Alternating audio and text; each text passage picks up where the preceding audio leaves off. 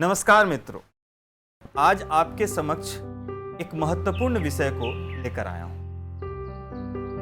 आप सभी को यह पता है कि आज योग दिवस है और इस योग दिवस को मनाने के पीछे क्या कारण है, क्यों हम मनाते हैं और इसका हमारे इतिहास से क्या संबंध है, इसी को बताने के लिए मैं आपके पास आया हूं। और यह काफी महत्वपूर्ण विषय इसलिए हो जाता है क्योंकि आज के भाग दौड़ के जीवन में योग के बिना जीवन मुमकिन नहीं। क्यों? क्योंकि हमें पता है, हम हर जगह सुनते हैं कि करे योग रहे निरोग। और आज के कठिन समय में हम जितना अपने आप पर ध्यान देते हैं उतना ही हम स्वस्थ रहते हैं। हम मानसिक रूप से, शारीरिक रूप से, पूर्ण रूप से हम स्वस्थ रहते हैं। तो ये कहानी योग के तो उद्गम कही है, योग की इतिहास कही है, योग के बारे में कहानियां कही हैं। उसी भी में एक कहानी और है। ये कहानी काफी पुरानी है। लगभग 15,000 साल पहले हिमालय के एक क्षेत्र में एक योगी प्रकट हुए।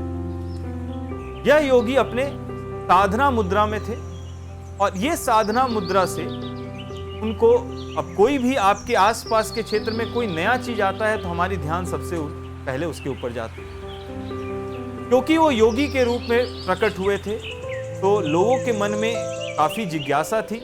वो कौन है, वो कहां से आए हैं, क्या ये कोई चमत्कार करेंगे, क्या ये कोई बात करेंगे या कुछ बातें बताएंगे कि आखिर ये आए कहां से।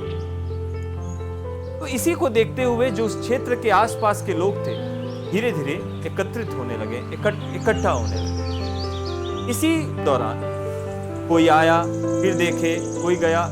अब ये आना जाना चलता रहा। इसका एक मुख्य कारण था कि वह अपने शरीर में किसी भी प्रकार का मूवमेंट, कहीं भी किसी प्रकार का वो ऐसा दिखाते नहीं थे कि वो अभी जीवित भी है। किसी को ऐसा आभास नहीं लगा कि वो जीवित है। उनका एक ही जीवित होने का प्रमाण दिख रहा था कि उनकी आंखों से आंसू निकल रहे थे। इसके अलावा अतिरिक्त कोई भी व्यवहार उनके अंदर नहीं दिख रहा।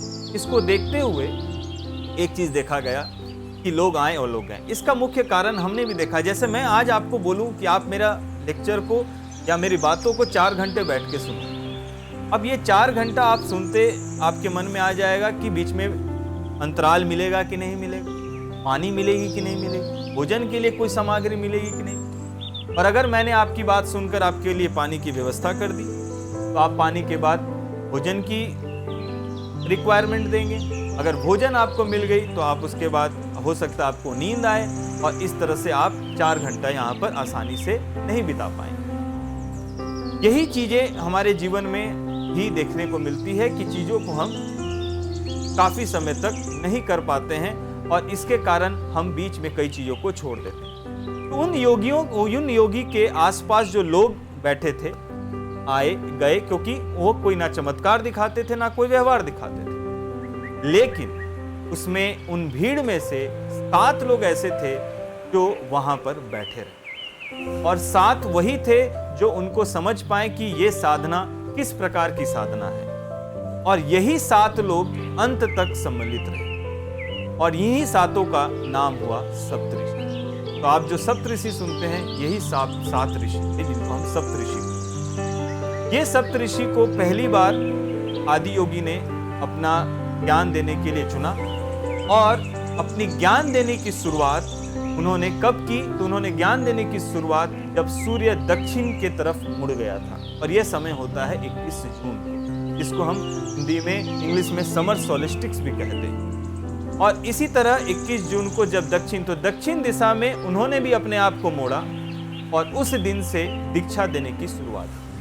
ये दीक्षा देने की क्रिया लगभग 80 से 85 साल तक चला और ये सारे चीजों को देखते हुए आप समझ सकते हैं कि किसी भी चीज को सीखने में, अपने आप को पहचानने में कितना समय लगता है।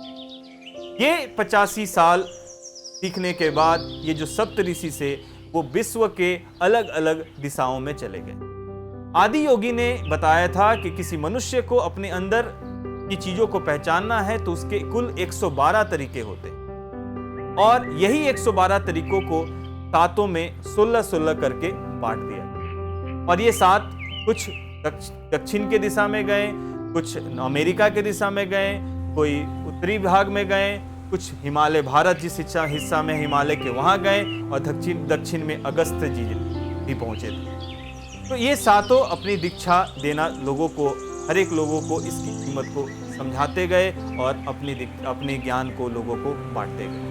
इसीलिए 21 जून काफ़ी महत्वपूर्ण हो जाता है। तो इसी क्रम में भारत के प्रधानमंत्री यूनाइटेड नेशन जनरल असेंबली में एक मीटिंग बैठी। ये 69th मीटिंग था। ये 69th मीटिंग जो था, इसमें भारत ने एक प्रपोजल रखा योगा दिवस, और उस ग्रुप में कुल लगभग 193 देश थे, जिसमें लगभग 177 देश ने अपना मत रखा और सभी लोगों ने भारत को सपोर्ट किया, और इस सपोर्ट के साथ पास हुआ। और 2015 में 21 जून को भारत में सबसे पहली बार और विश्व में सबसे पहली बार अंतर्राष्ट्रीय योग दिवस मनाया गया, और ये क्रम चलता गया, और आज हम 2024 में अंतर्राष्ट्रीय योग दिवस का संस्करण मना रहे हैं। और इसमें आज इस बार का जो थीम है वो है yoga for self and society, खुद के लिए योगा और समाज के लिए योगा। तो योग केवल हमें हमारे शारीरिक रूप से ही मदद नहीं करता है, हमें लोगों के साथ जीना भी सिखाता है, हमें साधना भी सिखाता है, हमें जीने का तरीका भी सिखाता है। तो इसी क्रम में हम आप लोगों को इस विषय में आपको बताना था, इसी कारण से हम यहाँ पर आए। उम्मीद करता हूँ आप सबको ये बात अच्छी लगी होगी। योगा करें, योग करने से आपने सुना योगा करें, योग रहे निरोग, और योग करते रहें, और योग करने से आपको बिल्कुल लाभ होगा। मुस्कुराते रहिए, खुश रहिए।